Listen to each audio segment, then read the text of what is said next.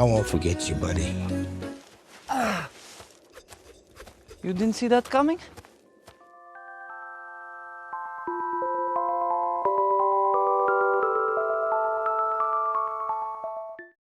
Welcome back, everyone. It's Charlie. We just saw the final nail in the coffin of the Sony Marvel universe. Sony themselves canceled the final movie they were working on that was meant to be part of this, the Knull King in Black crossover movie that we'd all been hearing about, making the Sony Marvel universe now dead and buried in the ground. Sadly, no trace of them was ever found. Everybody who's been here since the beginning when Sony got the rights to Spider-Man and started trying to make Spider-Man movies probably remembers this isn't even the first version of the Sony Marvel universe that they've tried to create. If you didn't see the news, a lot of people were wondering if this meant that Sony was actually going to be selling the rights to Spider-Man back to Marvel. That is not what it means. It just means that they have basically killed the Sony Marvel universe, RIP.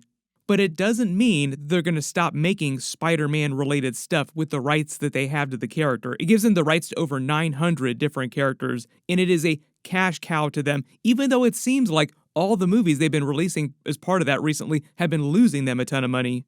So we'll explain what's going on and what Sony is going to do now that they've killed the Sony Marvel universe, but they still want to keep making more Spider-Man related movies outside of the Tom Holland main Spider-Man movies with Marvel and Disney. Technically, Marvel controls the creative behind that. Sony has a say in it, but really Marvel and Kevin Feige are the ones that actually make those movies. Sony mostly just sits around and earns the money on them. If you're brand new to the channel, be sure to subscribe to get all the videos because it is a long and twisty tale. What's actually happening right now is there are still a couple things that are coming out. I don't necessarily consider them all to be connected to the Sony Marvel universe, but the way that they've explained things in minor cameos and crossovers technically do connect it to the Sony Marvel universe.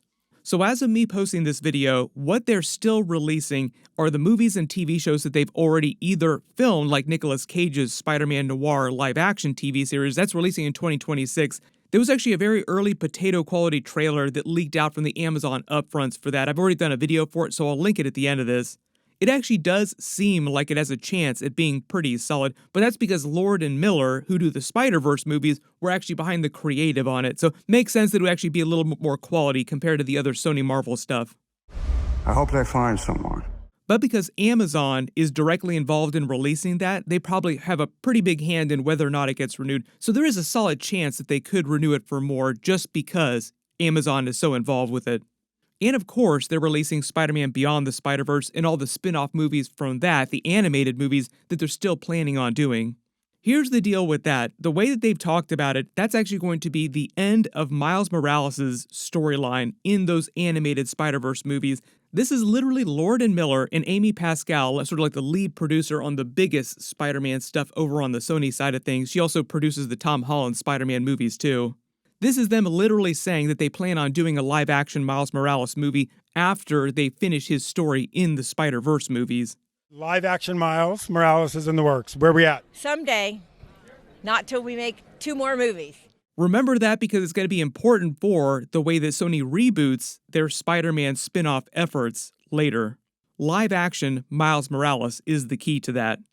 But the actual news of the final death of the Sony Marvel Universe, like they died a couple of times along the way, it seemed like they were dead and buried, but not until recently. There was a movie that they were making that we found out about. It was a Knull King in Black movie meant to bring all their different Venom universe characters from all the different movie franchises they were trying to create together in a sort of Sinister Six style team up, but with them being the protagonists instead of the antagonists. How do you make all these Spider-Man villain characters seem like heroes? Well, you introduce somebody who's even worse, and that was going to be the Knull character, played by Andy Serkis. Seemed like a pretty solid plan. Knull King in Black, one of the most popular Spider-Man-related stories in the Marvel comics in recent years. Venom just been hugely popular thanks to Donny Cates' work. But one of the big differences between that Knull crossover event in the comics is that it involved all of Marvel's characters. It was a line-wide crossover, so you have Avengers, Fantastic Four, X-Men characters, Thunderbolts characters. The Sentry even got ripped in half by Knull. When it came to Sony's version of that, all we were going to be getting was, say, like Tom Hardy's Venom, if they were going to bring him back. There was a lot of talk about that because he felt like he was done after Venom 3, so they were going to reboot the Venom movies with Venom 4 and a new version of Venom, like Agent Venom for real this time. Morbius, it was going to be full Morbin time. They would have paid off that Vulture scene, bringing the Vulture back, because remember that post-credit scene. Intriguing. The Madam Web characters, Kraven, all those characters that we saw in the live-action movies that they did actually wind up releasing. There were several more that were in development or like constantly in turnover that never actually got released that they were still trying to make. So you kind of have to imagine the discount version of a Knull King in Black storyline. So now, are you quite as disappointed as you were before when you heard they canceled it? Like, it was a bummer, but now when you hear the lesser version of it that they were actually going to make, you don't feel quite as bad. Like, oh, okay, I can handle not seeing that version of it. Here are all the many other canceled movies along the way that were part of the Marvel Sony universe. You might have forgotten about some of these. There was the Night Watch movie back in 2017 that was supposed to come out. There was the Silver Sable and Black Cat movie that they announced in 2018. Eventually, that got split into two different movies, like they were going to do a Silver Sable movie and then a Black Cat movie separately. Then a couple years later, it just flat out got canceled. They just stopped reporting on it.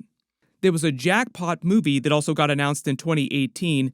There was an untitled Roberto Orci movie in 2020 they announced, but he passed away recently. They didn't say which characters he was working on or what kind of a crossover he was working on. You can let me know in the comments which ones you think it is. It's probably one of the bigger ones because he's actually a relatively famous writer in the last 10 to 15 years. Typically, when Sony hires bigger writers like that, they give them bigger characters to work with.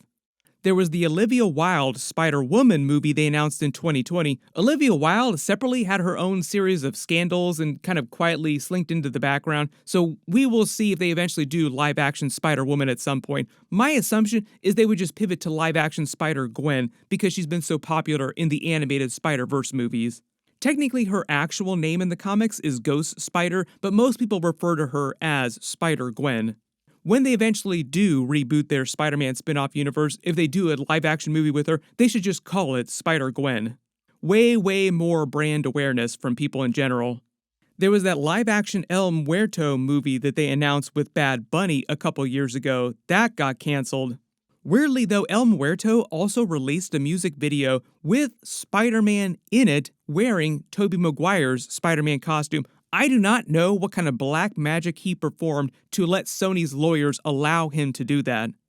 Maybe it had something to do with the agreement that he made with them about being the El Muerto character, like he worked out some deal behind the scenes that he would do the movie and the page involved him being allowed to actually use that Spider-Man moment in his music video, because technically that wasn't meant to be connected to any of their live-action Spider-Man spin-off efforts. That was literally him just putting Spider-Man in one of his random music videos. There was the Donald Glover Hypno Hustler movie in 2022. This is just wild that they plan on doing a Hypno Hustler movie, because why wouldn't they just do a live-action movie with his Prowler? They literally brought him back as the live-action MCU Prowler, like exact same character from Spider-Man Homecoming during Spider-Man Across the Spider-Verse. He's literally meant to be the exact same character. That was them canonizing the live-action MCU to the Spider-Verse. There were a couple other moments in that movie that also canonized live-action MCU stuff to the Spider-Verse, but that was just one of the many really big ones, big obvious ones. You could just tell from weird situations like that there were multiple different teams inside Sony that were not communicating with each other developing stuff. Like one team wanted to do a Hypno Hustler movie because they had the IP and Donald Glover at the same time. They're like, why don't you come do this? And another totally different team was like, hey, why don't you come back as this other really huge, even bigger Marvel character? There was the live-action Silk in the Spider Society TV series that Lord and Miller were working on with Amazon. Like I said, that got canceled a while ago, mostly because of budgetary issues. Not because it was going to be a bad TV series or anything like that, or because of the creative, mostly just because of money. That's usually the big reason why stuff gets canceled. Then obviously more recently, the Knull, God of Symbiotes, King in Black movie that they were going to do. Supposedly there was an untitled Marvel movie that Sony was going to release this week. I think that was meant to be the El Muerto movie. It's a little too soon for them to have released the Knull King in Black movie. I think that was going to be a 2026 movie. And because we're talking about canceled Sony Marvel plans, of course there are all the history of other canceled movies too, like Tobey Maguire's Spider-Man 4. There was a Venom spin-off movie that they were originally going to do during the Sam Raimi era. When they rebooted to Andrew Garfield, there was Andrew Garfield's Amazing Spider-Man 3 that they were in the middle of developing when that got canceled. The Sinister Six movies they were going to do that were spin-offs of Andrew Garfield's Amazing Spider-Man. That was actually what that post-credit scene was for during Amazing Spider-Man 2, with them walking through Oscorp. That was meant to set up the Sinister Six movie, not Amazing Spider-Man 3. So everybody pour one out, press F to pay respects to the Sony Marvel Universe. What is going to happen now is that they will just lay fallow for a little while, release the stuff that they're already in the middle of working on, like Spider-Man Beyond the Spider-Verse. It will probably do very well. It'll probably be really quality. We'll get to see that live-action Spider-Man Noir Nicolas Cage TV series next year. It'll probably do okay. Like, my guess is it will be at least decent, if not good. And it'll be Sony waiting for Spider-Man to reach peak Spider-Man levels again to try their hand at a brand new version of the Sony Marvel Universe, rebooting their whole creative with what it sounds like this live-action version of Miles Morales Spider-Man that they're working on. And of course, because Venom has earned so much money and is such a popular character for Sony, they will just reboot Venom with a brand new actor too, and they'll probably just call it something else instead of saying Venom 4. My assumption is they will just continue with the Agent Venom route. There's still a lot of symbiote-related storylines that they could actually do with that character, and they could still do Knull at some point in the future if they want to in different form.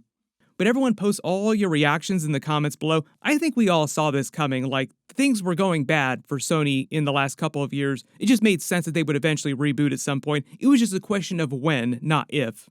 The other side of Sony rebooting their Marvel Universe is that Marvel is actually doing the exact same thing with the MCU, just a slightly different version of what Sony is doing. Everybody click here for that live-action Nicolas Cage Spider-Man Noir trailer, and click here for all my other Avengers Doomsday and Fantastic Four videos. Thank you so much for watching, and I'll see you guys in the next one.